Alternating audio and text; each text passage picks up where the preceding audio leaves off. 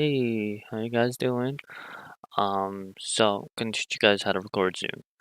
So the good news is it's pretty much straightforward. It isn't anything too hard or too crazy, not too complicated. First step obviously is have Zoom installed. Um, and we'll just over the past 3 months they have added a couple updates here and there, which is great. Now, core downside is that since it updated, sometimes they have it set to a different how do I say, a different encoder nowadays. So what you need to do is go down to settings, okay, then go to video. Of course, I have that. That's what we'll do for the example. And then make sure these two are post processing is set to disabled, and capture method is to direct show. Now, for some reason, Media Foundation doesn't record with BitBit for OBS, so I'll be showing that soon. And direct show kind of has more of literally what it is, direct show. There isn't any processing, isn't any extra capturing, like isn't any like encoding itself. And post processing is just in case direct show doesn't fully work. I know there are times where like even if I had direct show and had post processing enabled, it still wouldn't work. So I disable that so I'm able to record. That's usually the case for laptops. I'll make another short video on that. I'll probably just follow it up here with this one.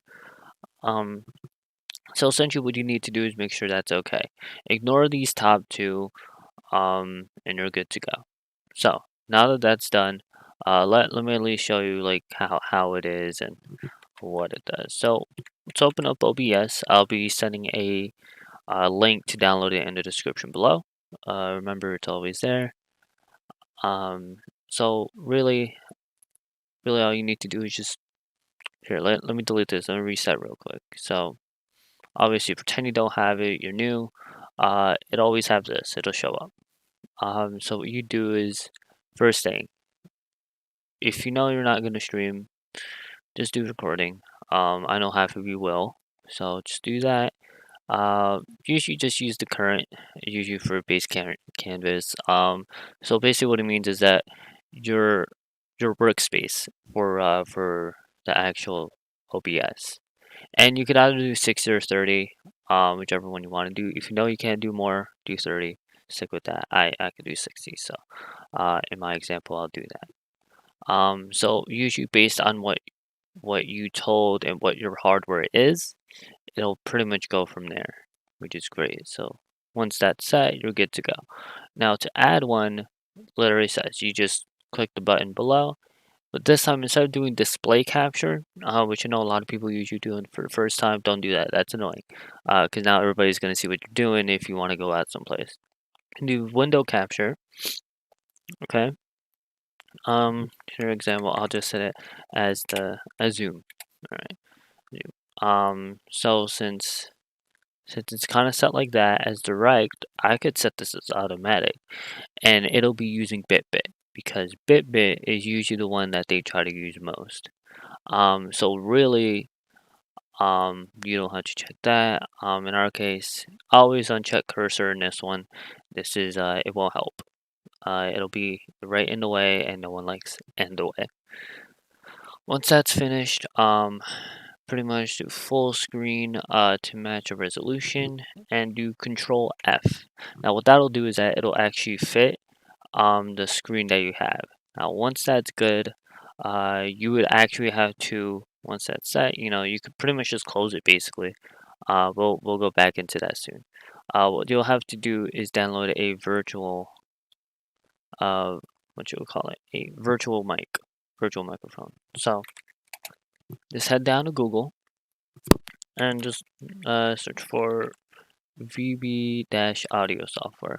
Now this is a good free, it pretty much is a way to have virtual microphones, speakers, anything like that. So this is very important because when you're recording, you don't want to use the same one that you're using to monitor, like if you're like trying to record a song per se, or sample it, you don't want to use the same one that you're currently using to monitor other ones while recording it. That's just it's gonna make a double per se like a double audio thing because you're monitoring and it's outputting through there. You don't want that. So what you want to do is that to make sure that you don't run into that, you always get like VB cable in this case, VB audio. What this guy's done by Burl, he was able to make in a free virtual encoding software. Um, and what you do is that you could pretty much apply to different stuff and attach it there. And this is pretty much really good for recording and making sure that you have lots of stuff. So of course they have you have additional virtual cables. Of course, if you need more, you can get more. The good news is that they have input, output, and it's pretty much straightforward. So basically, all you need to do is when it's downloaded, open it, and what it'll be able to do. Here, I'm just trying to move this to the corner here. Okay. Okay. And what you'll be able to do is actually just extract it. If you have WinZip, cool. If you don't, I'll link 7-zip where you'll be able to extract it. And of course, you could just display the files when it's finished. And now what you need to do is this setup for everybody's 64 now, so just do that. Right click and run as admin. Because if you don't, it's just not going to read the registry. And in my case, I already have the driver, so what I'm just going to remove it and then reinstall it for you. Essentially, you would just open it, run as admin. You do need Windows 10 minimum. Obviously, I think Zoom doesn't even work with Windows Vista anyway, and that was a terrible operating system. Anyways, so you just install. What'll happen is it'll say installation complete. But before it does that, there'll be like an icon to like, hey, do you want to install this driver? Say yes. That is the virtual driver that we need. And once that's good, you can pretty much close it. And right over here is very important. It'll show up cable input, VB audio virtual cable. What this will do is that you'll want to have that to output there. Otherwise, you're gonna like hear the same thing twice while you're recording it. You don't want that. So that is what that is. Once that's set, you're good. You can pretty much reopen OBS. I do recommend rebooting it though. Obviously for the sake of the video, I'm not gonna reboot because I've read it anyways, and it takes too long for me. So once that's complete, what you'll want to do actually is make sure that is good. Remember, Control F to center it and fit. And then you go down to Settings, Audio, and switch desktop audio to default. We're not going to change that. We're going to do something else with that later. And we're going to switch to the cable input. So then we'll be able to press OK. Okay, where it's not there. All right, hold on. Let me switch it.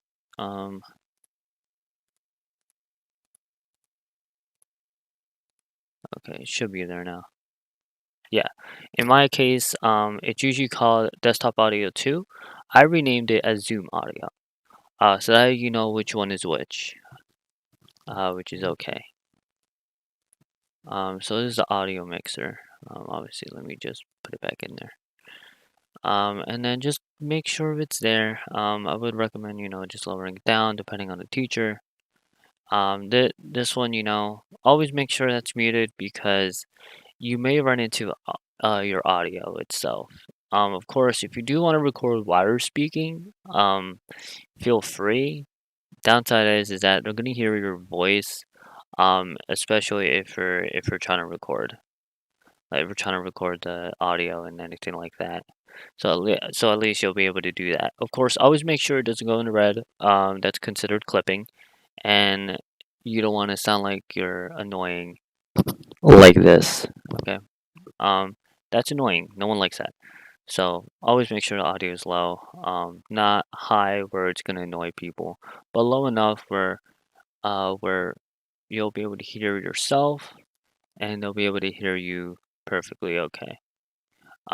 Which is okay, And that's what we need to do. Okay, so since that is complete, what we'll need to do next is actually just double check everything. Only thing I do recommend breakout rooms. Breakout rooms don't work sometimes, and I don't know why. Sometimes they don't work, sometimes they do. Um, if they do, that's great. But always double check anyway. Don't do the mistake that I did, where I actually I messed up actually, unfortunately. And what ended up happening was the second half of the video was blank. And let me pick up that video for you real quick. That it's very important on what to do.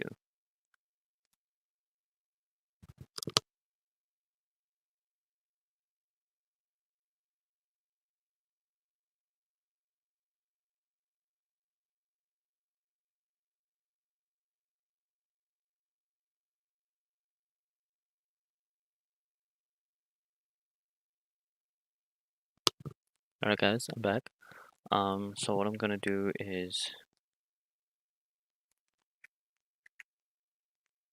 I'm actually just gonna do this. Of course, I don't. I need to make sure people don't see. So what ends up happening is I'm in the breakout room, and unfortunately, what happened was it just stopped. It did that, and I have no idea why. So always double check that it's fine. I think what may have happened, I may have just minus by accident, and I didn't put it back at the time. I think I was using my laptop and I was in a rush, so I didn't notice that it was still in Media Foundation. And this is what happens in Media Foundation. So I have it set. I had it set to the Windows capture, so I never captured anything after. I recorded the audio, but I never captured anything else. And because of that, my second half of my video was just completely useless. So always double check, triple check, and make sure that is okay. I'd say that's the only issue with it.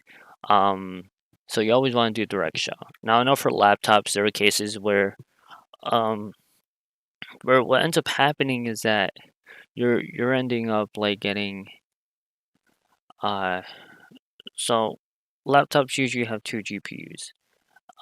If you update it nowadays, what may happen is that it may actually like break it for recording. So what may most likely happen is it won't actually like display it because it's using the discrete one or internal and it mixes itself up. So literally what you'd have to do is whichever one you feel you know is the strongest one, you would actually just go to device manager and essentially just go to display adapters and disable it. So for example, since I now won't use this one, I'm just gonna disable it. So usually it's pretty much like this basis. So for example, this one would probably be like the internal GPU, like um, like by Intel or AMD. Um, Usually what ends up happening is it ends up being in the way, and it'll say it will cause it to stop functioning. Now I have tried it on my laptop as well, and what it did is that when I disabled it with the internal, it actually went back to the 30s, in my case, the 1060. So then it just went all of it through there. Now, what may happen if you do disable the internal, there is a chance you may not actually be able to like load up the uh, screen. It just doesn't want to read it. That's okay. At the end of the day, it does actually read it though. I know from NVIDIA, it does technically read it. It considers it as a mini display port on the screen itself. For the way it's read. So nonetheless, you don't have to be too worried about that. Of course, especially with software, again, I already told you that you do have to do some automatic properties. Set it automatic, you're good because you already did it in the Zoom itself.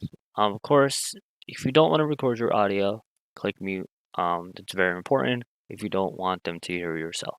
If you do, especially if you end up having a question of some sort, feel free to keep it on. Only downside is that if you are talking with someone else, like right next to each other, we may end up having it's just gonna pick it up. So usually I just remove it anyway. Nonetheless. So that's how you pretty much record it. Again, this is for educational purposes. I'm just telling you guys how to record Zoom. Zoom is pretty much what most people use. I know a lot of people use Cisco. Frankly, if you use Cisco, well played, but I'm probably gonna figure out how to record that too. Um, which nonetheless is really easy. So, anyway, hope you enjoyed the video. Like, if you dislike the video, awesome. That means you loved my video. If you also disliked it too, that means you found someone else who explained it much better than I did, because there's probably someone else with technical that I don't know how to explain here that I probably do. Again, I do know how to stream as well. Again, just don't follow my stream yet because I haven't done anything for like the past 3 months. And I've been just testing in how to do it. So basically, like, all the links will be in the description below, especially for OBS, vbaudio.com, Zoom. If you really don't have Zoom installed, 7-zip. If you don't actually have WinZip or WinRAR or anything like that installed, at least you'll be able to extract it like that. But I think zip should be able to be extracted via Windows anyway. I know Windows reads it. And Apple users, you do same thing basically. It's pretty much similar. You do have OBS and you do have VB audio as you saw below. I know Mac users usually are better off recording anyway, even if it's like a relatively old one. The OS doesn't use too much for Mac. So nonetheless, guys, have a good day, and I hope you guys enjoyed the video.